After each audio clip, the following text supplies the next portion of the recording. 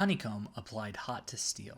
In this video, we're going to use the honeycomb, and instead of doing it cold like we did in our introduction video, we're going to use it hot. So we sand the steel with 180 grit, then we use the Sculpt Nouveau metal cleaner and a Scotch-Brite pad to clean it up really well.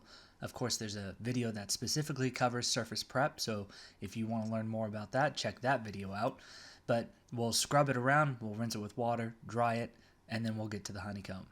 So for this, we're going to heat it up to about 180 to 200 degrees Fahrenheit, and then we'll apply the Traditional Honeycomb on our website. It's under Traditional Brown Patinas.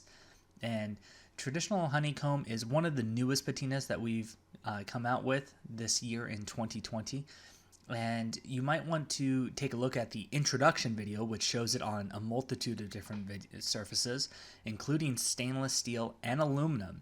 So it's kind of a really versatile, cool patina, gives you this kind of golden brown finish depending on which metal you're working on. So it's a lot of fun in that one, but I wanted to try something different, and I wanted to do a hot process on this one. And it came out really nice. Now, whenever you do a hot patina, I do recommend wearing your respirator. And honeycomb does have a very specific odor that kind of smells like a over-chlorinated swimming pool, so I definitely recommend making sure you got ventilation. But overall, this has been a really fun one, and it kind of, the more I put on, the darker it went, which is kind of something we expect, but it started off nice and light. So if you want it lighter, then you can either do it cold or you can just not put so many coats on. I put many coats on so I can get it darker and kind of have more of a mottled finish. But overall, you can see I'm putting it on and then I'm having to burn it off. So the metal is dipping a little bit underneath. It should just mist off, but I kind of wanted it to have this weird kind of organic feel. So I went for it. And overall, you can see this white kind of developing on the surface as well.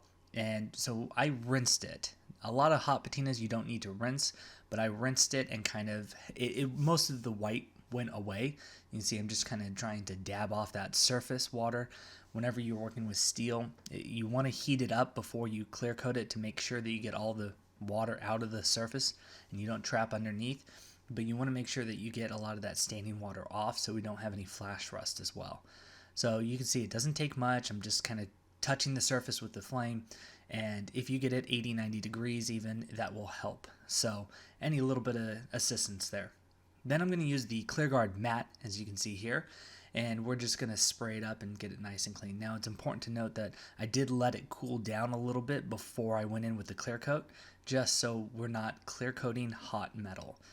Generally not a good idea. You'll get a surface kind of texture from the clear coat, so let your metal cool down to room temperature and then seal it in. Here we have our traditional honeycomb applied hot to steel, and I really love how this turned out. Got some light areas, got some dark areas, got some solid, got some mottled. It was fun. Honeycomb is available at www.sculptnouveau.com or by calling us at 760-432-8242.